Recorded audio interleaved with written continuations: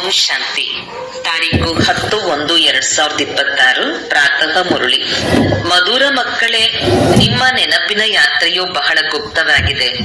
ನೀವು ಮಕ್ಕಳು ಈಗ ಮುಕ್ತಿಧಾಮಕ್ಕೆ ಹೋಗುವ ಯಾತ್ರೆ ಮಾಡುತ್ತಿದ್ದೀರಿ. ಪ್ರಶ್ನೆ: ಸ್ಥೂಲವತನ ವಾಸಿಯಿಂದ ಸೂಕ್ಷ್ಮವತನ ವಾಸಿ ಫರಿಷ್ಠೆಗಳಾಗುವ ಪುರುಷಾರ್ಥ ಏನಾಗಿದೆ?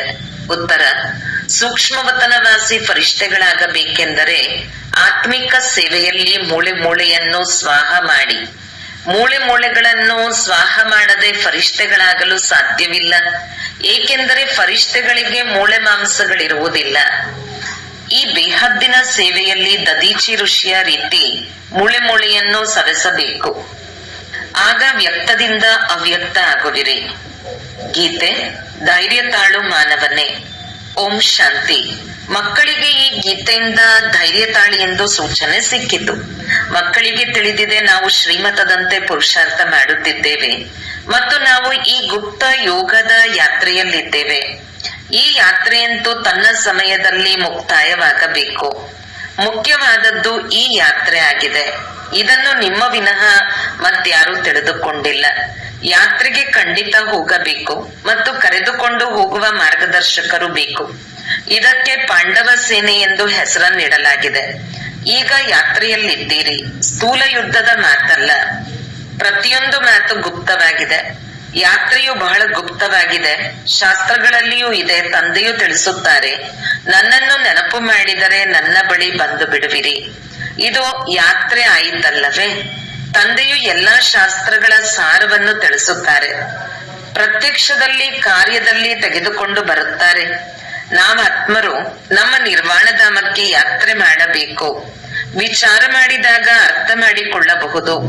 ಇದು ಮುಕ್ತಿಧಾಮದ ಸತ್ಯ ಯಾತ್ರೆಯಾಗಿದೆ. ನಾವು ಮುಕ್ತಿಧಾಮಕ್ಕೆ ಹೋಗಬೇಕು. ಈ ಯಾತ್ರೆಯನ್ನು ಮಾಡಲು ಯಾರಾದರೂ ಮುಕ್ತಿಧಾಮದ ಮಾರ್ಗವನ್ನು ತಿಳಿಸಲಿ ಎಂದು ಎಲ್ಲರೂ ಬಯಸುತ್ತಾರೆ. ಆದರೆ ತಂದೆಯಂತೂ ತಾವೇ ತಮ್ಮ ಸಮಯದಲ್ಲಿ ಬರುತ್ತಾರೆ. ಯಾವ ಸಮಯವನ್ನು ಯಾರೂ ತಿಳಿದುಕೊಂಡಿಲ್ಲ. ತಂದೆಯು ಬಂದು ತಿಳಿಸಿದಾಗ ಮಕ್ಕಳಿಗೆ ನಿಶ್ಚಯವಾಗುತ್ತದೆ. ಅವಶ್ಯಕವಾಗಿ ಇದು ಸತ್ಯ ಯಾತ್ರೆಯಾಗಿದೆ. ಇದರ ಗಾಯನವಿದೆ. ಭಗವಂತನು ಈ ಯಾತ್ರೆಯನ್ನು ಕಲಿಸಿದ್ದರು. ಮನ್ಮನಾಭವ ಮಧ್ಯಾಜೀಭವ. ಈ ಶಬ್ದಗಳು ಸಹ ನಿಮಗೆ ಬಹಳ ಉಪಯೋಗಕ್ಕೆ ಬರುತ್ತವೆ. ಕೇವಲ ಯಾರು ಹೇಳಿದರು ಎಂಬುದನ್ನು ತಪ್ಪು ಮಾಡಿಬಿಟ್ಟಿದ್ದಾರೆ. ದೇಹ ಸಹಿತ ದೇಹದ ಎಲ್ಲಾ ಸಂಬಂಧಗಳನ್ನು ಮರೆಯಿರಿ ಎಂದು ಹೇಳುತ್ತಾರೆ. ಇವರಿಗೂ ಬ್ರಹ್ಮರವರಿಗೂ ದೇಹವಿದೆ. ಇವರಿಗೂ ಸಹ ತಿಳಿಸುವವರು ಇನ್ನೊಬ್ಬರಿದ್ದಾರೆ. ಅವರಿಗೆ ತನ್ನದೇ ಆದ ದೇಹವಿಲ್ಲ. ಅವರು ವಿಚಿತ್ರ ತಂದೆಯಾಗಿದ್ದಾರೆ. ಅವರಿಗೆ ಯಾವುದೇ ಚಿತ್ರವಿಲ್ಲ. ಮತ್ತೆಲ್ಲರಿಗೂ ಚಿತ್ರವಿದೆ. ಇಡೀ ಪ್ರಪಂಚವು ಚಿತ್ರ ಶಾಲೆಯಾಗಿದೆ. ವಿಚಿತ್ರ ಮತ್ತು ಚಿತ್ರ ಅರ್ಥ ಜೀವ ಮತ್ತು ಆತ್ಮನ ಈ ಮನುಷ್ಯ ಸ್ವರೂಪವು ಮಾಡಲ್ಪಟ್ಟಿದೆ. ಆ ತಂದೆಯು ವಿಚಿತ್ರನಾಗಿದ್ದಾರೆ. ತಿಳಿಸುತ್ತಾರೆ, ನಾನು ಈ ಚಿತ್ರ, ಈ ಶರೀರದ ಆಧಾರವನ್ನು ಪಡೆದುಕೊಳ್ಳಬೇಕಾಗುತ್ತದೆ. ಶಾಸ್ತ್ರಗಳಲ್ಲಿದೆ. ಭಗವಂತನು ತಿಳಿಸಿದ್ದರು. ಯಾವಾಗ ಮಹಾಭಾರತ ಯುದ್ಧವು ಆಗಿತ್ತು, ರಾಜಯೋಗವನ್ನು ಕಲಿಸುತ್ತಿದ್ದರು. ಅವಶ್ಯವಾಗಿ ರಾಜಧಾನಿಯು ಸ್ಥಾಪನೆಯಾಗಿತ್ತು. ಈಗಂತೂ ರಾಜಧಾನಿ ಇಲ್ಲ. ರಾಜಯೋಗವನ್ನು ಹೊಸ ಪ್ರಪಂಚಕ್ಕಾಗಿ ಭಗವಂತನು ಕಲಿಸಿದ್ದರು. ಏಕೆಂದರೆ ವಿನಾಶವು ಸಮ್ಮುಖದಲ್ಲಿತ್ತು. ಈ ರೀತಿಯಾಗಿತ್ತು ಯಾವಾಗ ಸ್ವರ್ಗದ ಸ್ಥಾಪನೆಯಾಗಿತ್ತು, ಲಕ್ಷ್ಮೀನಾರಾಯಣರ ರಾಜ್ಯ ಸ್ಥಾಪನೆಯಾಗಿತ್ತು ಎಂದು ತಿಳಿಸಲಾಗುತ್ತದೆ. ಈಗ ನಿಮ್ಮ ಬುದ್ಧಿಯಲ್ಲಿದೆ ಸತ್ಯಯುಗವಿತ್ತು, ಈಗ ಕಲಿಯುಗವಾಗಿದೆ. ಮತ್ತೆ ತಂದೆಯು ಅದೇ ಮಾತುಗಳನ್ನು ತಿಳಿಸುತ್ತಾರೆ. ನಿಮ್ಮನ್ನು ಹಿಂತಿರುಗಿ ಕರೆದುಕೊಂಡು ಹೋಗಲು ನಾನು ಪರಮಧಾಮದಿಂದ ಬರುತ್ತೇನೆಂದು ಮತ್ಯಾರು ಹೇಳಲು ಸಾಧ್ಯವಿಲ್ಲ. ಪರಮಪಿತ ಪರಮಾತ್ಮನೇ ಬ್ರಹ್ಮರವರ ಮೂಲಕ ಹೇಳಬಲ್ಲರು. ಮತ್ಯಾರ ಮೂಲಕವೂ ಹೇಳಲು ಸಾಧ್ಯವಿಲ್ಲ. ಸೂಕ್ಷ್ಮವತನದಲ್ಲಿ ಬ್ರಹ್ಮ ವಿಷ್ಣು ಶಂಕರರು ಇದ್ದಾರೆ. ಬ್ರಹ್ಮನ ಬಗ್ಗೆಯೂ ತಿಳಿಸಲಾಗಿದೆ. ಸೂಕ್ಷ್ಮವತನದಲ್ಲಿ ಅವ್ಯಕ್ತ ಬ್ರಹ್ಮ ಇದ್ದಾರೆ ಮತ್ತು ಇಲ್ಲಿದ್ದಾಗ ವ್ಯಕ್ತ ಬ್ರಹ್ಮ ಆಗಿದ್ದಾರೆ. ನೀವೀಗ ಫರಿಷ್ಠೆಗಳಾಗುತ್ತೀರಿ. ಫರಿಷ್ಠೆಗಳು ಸ್ಥೂಲವತನದಲ್ಲಿ ಇರುವುದಿಲ್ಲ. ಫರಿಷ್ಠೆಗಳಿಗೆ ಮೂಳೆ ಮಾಂಸಗಳಿರುವುದಿಲ್ಲ. ಇಲ್ಲಿ ಈ ಆತ್ಮಿಕ ಸೇವೆಯಲ್ಲಿ ತಮ್ಮ ಮೂಳೆ ಮೂಳೆಯನ್ನು ಸ್ವಾಹ ಮಾಡಿ ನಂತರ ಫರಿಷ್ಠೆಗಳಾಗಿ ಬಿಡುತ್ತೀರಿ. ಈಗಂತೂ ಮೂಳೆಗಳಿದೆ ಅಲ್ಲವೇ? ತನ್ನ ಮೂಳೆಗಳನ್ನು ಸಹ ಸೇವೆಗಾಗಿ ಕೊಟ್ಟು ಬಿಟ್ಟರೆಂದು ಬರೆಯಲ್ಪಟ್ಟಿದೆ. ಅಂದರೆ ತಮ್ಮ ಮೂಳೆಗಳನ್ನು ಸೇವೆಯಲ್ಲಿ ಸಮಾಪ್ತಿ ಮಾಡುತ್ತೀರಿ. ಸ್ಥೂಲವತನದಿಂದ ಸೂಕ್ಷ್ಮವತನ ವಾಸಿಗಳಾಗಬೇಕು. ಎಲ್ಲಿ ನಾವು ಮೂಳೆಗಳನ್ನು ಸ್ವಾಹ ಮಾಡಿ ಸೂಕ್ಷ್ಮ ಆಗಿ ಬಿಡುತ್ತೇವೆ. ಈ ಸರ್ವೀಸಿನಲ್ಲಿ ಎಲ್ಲವನ್ನೂ ಸ್ವಾಹ ಮಾಡಬೇಕು. ನೆನಪಿನಲ್ಲಿರುತ್ತಾ ಇರುತ್ತಾ ನಾವು ಫರಿಷ್ಠೆಗಳಾಗುತ್ತೇವೆ. ಬೆಕ್ಕಿಗೆ ಚಲ್ಲಾಟ, ಇಲಿಗೆ ಪ್ರಾಣ ಸಂಕಟ ಎಂದು ಗಾಯನವಿದೆ. ಫರಿಷ್ಠೆಗಳನ್ನು ಬೆಕ್ಕಿಗೆ ಹೋಲಿಸಿ ಹೇಳಲಾಗುತ್ತದೆ. ನೀವು ಮನುಷ್ಯರಿಂದ ಫರಿಷ್ಠೆಗಳಾಗುತ್ತೀರಿ. ನಿಮಗೆ ದೇವತೆಗಳೆಂದು ಹೇಳಲು ಸಾಧ್ಯವಿಲ್ಲ. ಇಲ್ಲಂತೂ ನಿಮಗೆ ಶರೀರ ಇದೆ ಅಲ್ಲವೇ? ಸೂಕ್ಷ್ಮವತನದ ವರ್ಣನೆಯನ್ನು ಸಹ ಈ ಸಮಯದಲ್ಲಿಯೇ ಮಾಡಲಾಗುತ್ತದೆ. ಯೋಗದಲ್ಲಿದ್ದು ಮತ್ತೆ ಫರಿಷ್ಠೆಗಳಾಗಿ ಬಿಡುತ್ತೀರಿ. ಅಂತಿಮದಲ್ಲಿ ನೀವು ಫರಿಷ್ಠೆಗಳಾಗಿ ಬಿಡುವಿರಿ. ನಿಮಗೆ ಎಲ್ಲವೂ ಸಾಕ್ಷಾತ್ಕಾರವಾಗುವುದು ಮತ್ತು ಖುಷಿ ಇರುವುದು. ಮನುಷ್ಯರೆಲ್ಲರೂ ಕಾಲದ ಬೇಟೆಗೆ ಸಿಕ್ಕಿ ಬೀಳುತ್ತಾರೆ. ನಿಮ್ಮಲ್ಲಿ ಯಾರು ಮಹಾವೀರರಿದ್ದಾರೆಯೋ ಅವರು ಅಡೂಲರಾಗಿರುತ್ತಾರೆ. ಉಳಿದಂತೆ ಏನೇನೋ ಆಗುತ್ತಿರುವುದು. ವಿನಾಶದ ದೃಶ್ಯವೂ ಸಹ ಆಗಬೇಕಲ್ಲವೇ? ಅರ್ಜುನನಿಗೆ ವಿನಾಶದ ಸಾಕ್ಷಾತ್ಕಾರವಾಯಿತು. ಇದು ಒಬ್ಬ ಅರ್ಜುನನ ಮಾತಲ್ಲ. ನೀವು ಮಕ್ಕಳಿಗೆ ವಿನಾಶ ಮತ್ತು ಸ್ಥಾಪನೆಯ ಸಾಕ್ಷಾತ್ಕಾರವಾಗುತ್ತದೆ. ಮೊಟ್ಟ ಮೊದಲು ಬ್ರಹ್ಮ ತಂದೆಗೂ ವಿನಾಶದ ಸಾಕ್ಷಾತ್ಕಾರವಾಯಿತು. ಆ ಸಮಯದಲ್ಲಿ ಜ್ಞಾನವೇನೂ ಇರಲಿಲ್ಲ. ಸೃಷ್ಟಿಯ ವಿನಾಶವಾಗುತ್ತಿರುವುದನ್ನು ನೋಡಿದರು ಮತ್ತು ಚತುರ್ಭುಜನ ಸಾಕ್ಷಾತ್ಕಾರವಾಯಿತು. ಆಗ ಇದಂತೂ ಚೆನ್ನಾಗಿದೆ ಎಂದು ತಿಳಿದುಕೊಂಡರು. ವಿನಾಶದ ನಂತರ ನಾನು ವಿಶ್ವದ ಮಾಲೀಕನಾಗುತ್ತೇನೆ ಎಂದು ಖುಷಿ ಬಂದು ಬಿಟ್ಟಿತು. ಈ ವಿನಾಶವು ಒಳ್ಳೆಯದೇ ಆಗಿದೆ ಎಂಬುದು ಈ ಪ್ರಪಂಚದವರಿಗೆ ತಿಳಿದಿಲ್ಲ. ಶಾಂತಿಗಾಗಿ ಪ್ರಯತ್ನ ಪಡುತ್ತಾರೆ, ಆದರೆ ಕೊನೆಗೆ ವಿನಾಶವಂತೂ ಆಗಲೇಬೇಕು. ಪತೀತ ಪಾವನ ಬನ್ನಿ ಎಂದು ನೆನಪು ಮಾಡುತ್ತಾರೆ. ಅಂದ ಮೇಲೆ ತಂದೆಯು ಖಂಡಿತ ಬಂದು ಪಾವನ ಪ್ರಪಂಚದ ಸ್ಥಾಪನೆ ಮಾಡುತ್ತಾರೆ. ಅದರಲ್ಲಿ ನಾವು ಬಂದು ರಾಜ್ಯಭಾರ ಮಾಡುತ್ತೇವೆ. ಇದಂತೂ ಒಳ್ಳೆಯದಲ್ಲವೇ? ಪತೀತ ಪಾವನನನ್ನು ಏಕೆ ನೆನಪು ಮಾಡುತ್ತಾರೆ? ಏಕೆಂದರೆ ದುಃಖವಿದೆ. ಪಾವನ ಪ್ರಪಂಚದಲ್ಲಿ ದೇವತೆಗಳಿರುತ್ತಾರೆ. ಪತೀತ ಪ್ರಪಂಚದಲ್ಲಂತೂ ದೇವತೆಗಳು ಹೆಜ್ಜೆಯನ್ನಿಡಲು ಸಾಧ್ಯವಿಲ್ಲ. ಆದ್ದರಿಂದ ಖಂಡಿತವಾಗಿಯೂ ಪತೀತ ಪ್ರಪಂಚದ ವಿನಾಶವಾಗಬೇಕು. ಮಹಾವಿನಾಶವಾಯಿತೆಂದು ಗಾಯನವಿದೆ. ಅದರ ನಂತರ ಏನಾಗುತ್ತದೆ? ಒಂದು ಧರ್ಮದ ಸ್ಥಾಪನೆ ಅಂದ ಮೇಲೆ ಒಂದೇ ರೀತಿ ಆಗುತ್ತದೆ ಅಲ್ಲವೇ? ಇಲ್ಲಿಂದಲೇ ರಾಜಯೋಗವನ್ನು ಕಲಿಯುತ್ತಾರೆ.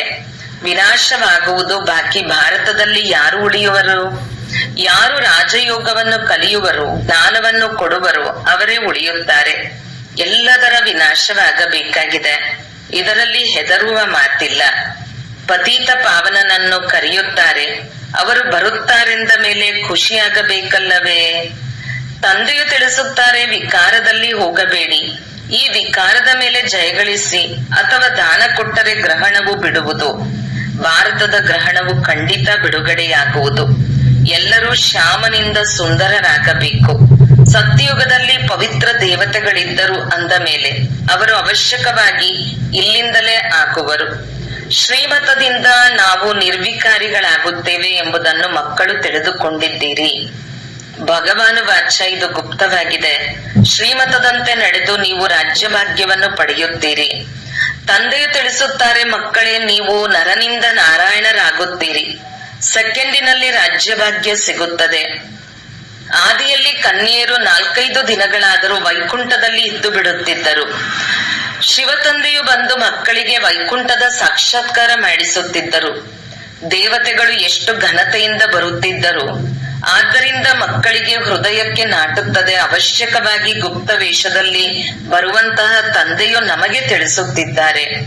ಬ್ರಹ್ಮರವರ ತನುವಿನಲ್ಲಿ ಬರುತ್ತಾರೆ.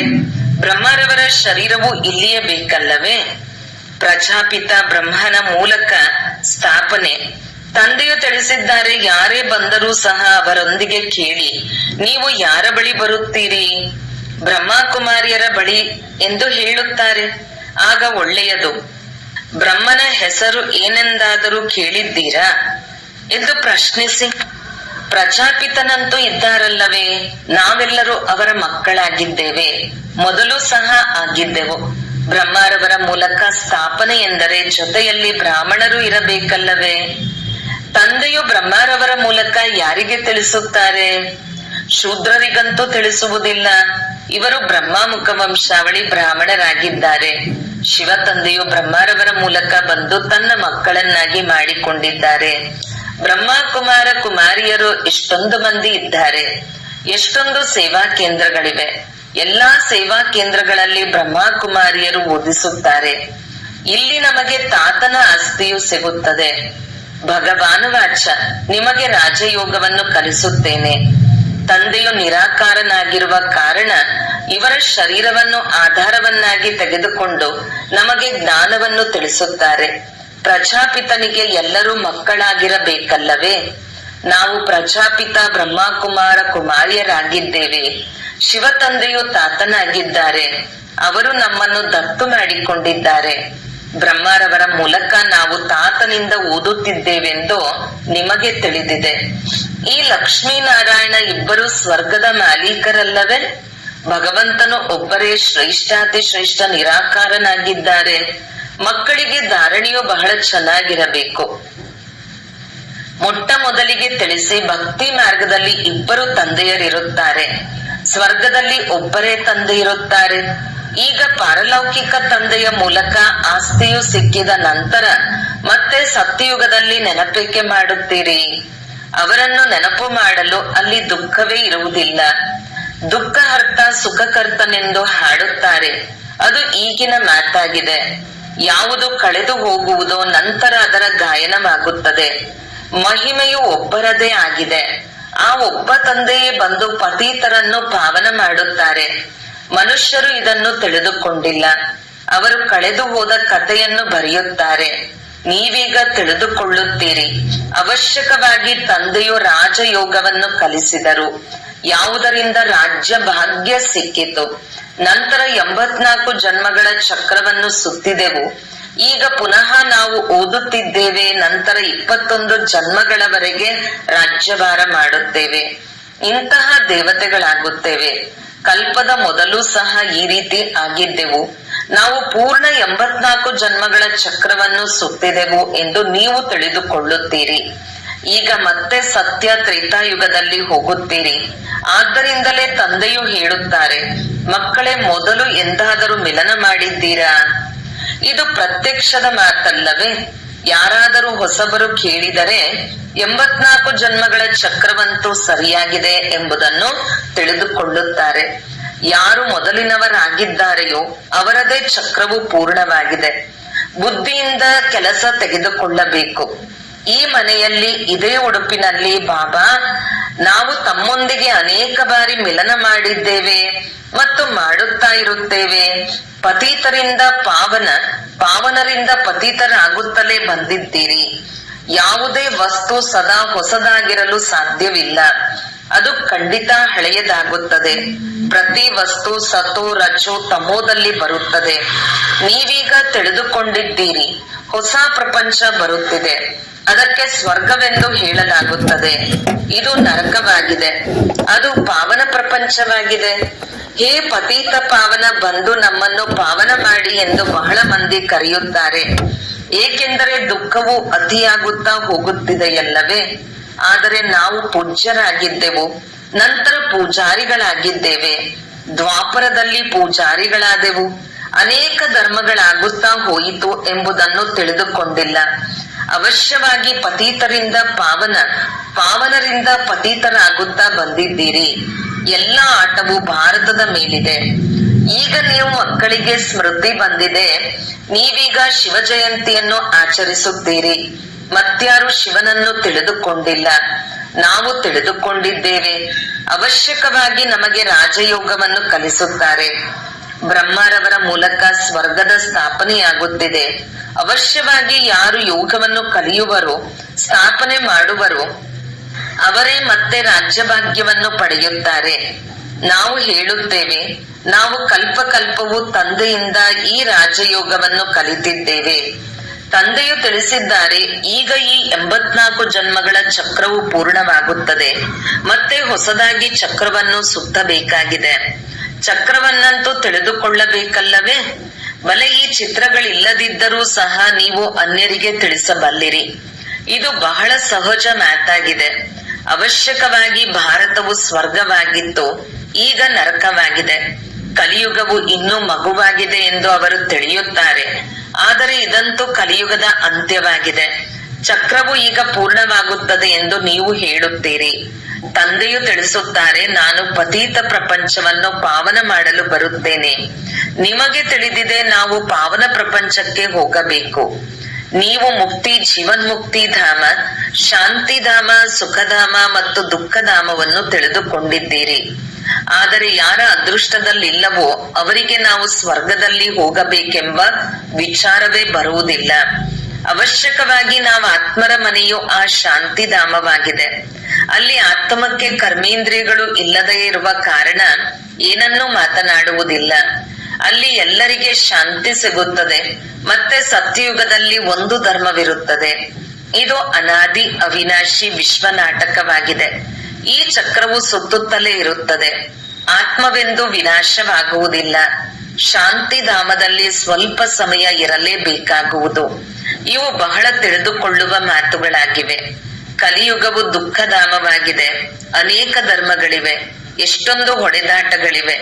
ಯಾವಾಗ ಸಂಪೂರ್ಣ ದುಃಖಧಾಮ ಆಗುವುದೋ ಆಗಲೇ ತಂದೆಯು ಬರುತ್ತಾರೆ. ದುಃಖಧಾಮದ ನಂತರ ಪೂರ್ಣ ಸುಖಧಾಮವಾಗುವುದು. ನಾವು ಶಾಂತಿಧಾಮದಿಂದ ಸುಖಧಾಮಕ್ಕೆ ಬರುತ್ತೇವೆ, ನಂತರ ದುಃಖಧಾಮವಾಗುತ್ತದೆ. ಸತ್ಯಯುಗದಲ್ಲಿ ಸಂಪೂರ್ಣ ನಿರ್ವಿಕಾರಿಗಳಿರುತ್ತಾರೆ, ಇಲ್ಲಿ ಸಂಪೂರ್ಣ ವಿಕಾರಿಗಳಿದ್ದಾರೆ. ಇದನ್ನು ತಿಳಿಸುವುದು ಬಹಳ ಸಹಜ ಅಲ್ಲವೇ? ಇದರಲ್ಲಿಯೂ ಧೈರ್ಯ ಬೇಕು. ಎಲ್ಲಿ ಬೇಕಾದರೂ ಹೋಗಿ ತಿಳಿಸಿ. ಇದು ಸಹ ಬರೆಯಲ್ಪಟ್ಟಿದೆ.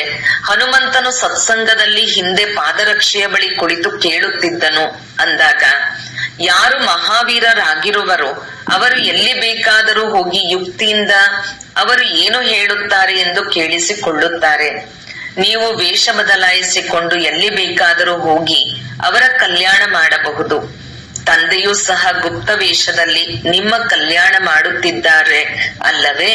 ಮಂದಿರಗಳಲ್ಲಿ ಎಲ್ಲಿಗೆ ನಿಮಂತ್ರಣ ಸಿಕ್ಕಿದರೆ ಹೋಗಿ ತಿಳಿಸಬೇಕಾಗಿದೆ. ದಿನ ಪ್ರತಿದಿನ ನೀವು ಬುದ್ಧಿವಂತರಾಗುತ್ತಾ ಹೋಗುತ್ತೀರಿ.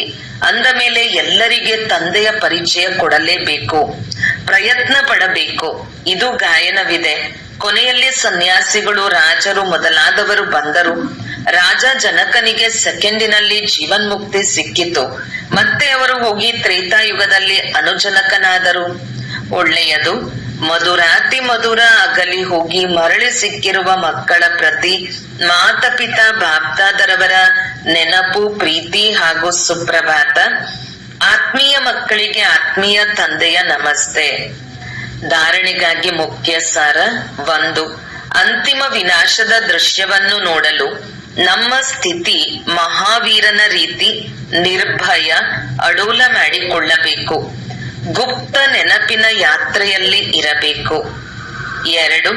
ಅವ್ಯಕ್ತವತನವಾಸಿ ಫರಿಷ್ಠೆಗಳಾಗಲು ಬೇಹದ್ದಿನ ಸೇವೆಯಲ್ಲಿ ದದೀಚಿ ಋಷಿಯ ಸಮಾನ ತಮ್ಮ ಮೂಳೆ ಮೂಳೆಯನ್ನು ಸ್ವಾಹ ಮಾಡಬೇಕು. ವರದಾನ: ಮೊದಲ ಶ್ರೀಮತದಲ್ಲಿ ವಿಶೇಷವಾದ ಗಮನ ಕೊಡುತ್ತಾ ಬುನಾದಿಯನ್ನು ಸಮರ್ಥವನ್ನಾಗಿ ಮಾಡುವಂತಹ ಸಹಜ ಯೋಗಿ ಭವ. ಬಾಬ್ದಾದರವರ ನಂಬರ್ 1 ಶ್ರೀಮತವಿದೆ. ತಮ್ಮನ್ನು ಆತ್ಮನೆಂದು ತಿಳಿದುಕೊಂಡು ತಂದೆಯನ್ನು ನೆನಪು ಮಾಡಿರಿ. ಒಂದು ವೇಳೆ ತಮ್ಮನ್ನು ಆತ್ಮದ ಬದಲು ದೇಹದಾರಿ ಎಂದು ತಿಳಿದುಕೊಳ್ಳುತ್ತೀರೆಂದರೆ ನೆನಪಿನಲ್ಲಿ ಸ್ಥಿತರಾಗಲು ಸಾಧ್ಯವಿಲ್ಲ. ಯಾವಾಗ ಯಾವುದೇ 2 ವಸ್ತುವನ್ನು ಜೋಡಿಸುತ್ತೀರೆಂದರೆ ಮೊದಲು ಸಮಾನ ಮಾಡುವರು. ಅದೇ ರೀತಿಯಲ್ಲಿ ಆತ್ಮನೆಂದು ತಿಳಿದುಕೊಂಡು ನೆನಪು ಮಾಡುವಿರೆಂದರೆ ನೆನಪು ಸಹಜವಾಗಿ ಬಿಡುತ್ತದೆ. ಈ ಶ್ರೀಮತವೇ ಮುಖ್ಯವಾದ ಬುನಾದಿಯಾಗಿದೆ. ಈ ಮಾತಿನಲ್ಲಿ ಮತ್ತೆ ಮತ್ತೆ ಗಮನ ಕೊಡುವಿರೆಂದರೆ ಸಹಜ ಯೋಗಿ ಆಗಿಬಿಡುವಿರಿ. ಸ್ಲೋಗನ್: ಕರ್ಮವು ಆತ್ಮನ ದರ್ಶನ ಮಾಡಿಸುವಂತಹ ದರ್ಪಣವಾಗಿದೆ. ಆದ್ದರಿಂದ ಕರ್ಮದ ಮೂಲಕ ಶಕ್ತಿ ಸ್ವರೂಪವನ್ನು ಪ್ರತ್ಯಕ್ಷಗೊಳಿಸಿರಿ. ಅವ್ಯಕ್ತ ಸೂಚನೆ: ಈ ಅವ್ಯಕ್ತ ಮಾಸದಲ್ಲಿ ಬಂಧನ ಮುಕ್ತ, ಜೀವನ್ಮುಕ್ತ ಸ್ಥಿತಿಯ ಅನುಭವ ಮಾಡಿರಿ. ಬ್ರಾಹ್ಮಣ ಎಂದರೆ ಫರಿಷ್ಠ, ಅಂದರೆ ಜೀವನ್ಮುಕ್ತ. ಜೀವನ ಬಂಧನ ಇರುವುದೇ ಇಲ್ಲ, ದೇಹದ ಬಂಧನವಿಲ್ಲ, ದೇಹದ ಸಂಬಂಧದ ಬಂಧನವಿಲ್ಲ, ದೇಹದ ಪದಾರ್ಥಗಳ ಬಂಧನವೂ ಇಲ್ಲ. ತಮ್ಮ ದೇಹದ ಮೇಲಿನ ಆಕರ್ಷಣೆಯನ್ನು ಸಮಾಪ್ತಿ ಮಾಡಿದರೆ ದೇಹದ ಸಂಬಂಧ ಮತ್ತು ಪದಾರ್ಥಗಳ ಸಂಬಂಧದ ಬಂಧನಗಳು ಸ್ವತಃವಾಗಿ ಅಂತ್ಯಗೊಳ್ಳುತ್ತದೆ. ಪ್ರಯತ್ನ ಮಾಡುತ್ತಾ ಹೋಗಬೇಕು ಎಂದಲ್ಲ. ಪ್ರಯತ್ನ ಎಂಬ ಪದವೇ ಹೇಳುತ್ತದೆ ಹಳೆಯ ಪ್ರಪಂಚದ ಆಕರ್ಷಣೆ ಇನ್ನೂ ಉಳಿದಿದೆ ಎಂದು. ಆದ್ದರಿಂದ ಪ್ರಯತ್ನ ಎಂಬ ಪದ ಅಂತ್ಯವಾಗಲಿ. ದೇಹಾಭಿಮಾನವನ್ನು ಸಂಪೂರ್ಣವಾಗಿ ಬಿಡಿ. ಓಂ ಶಾಂತಿ.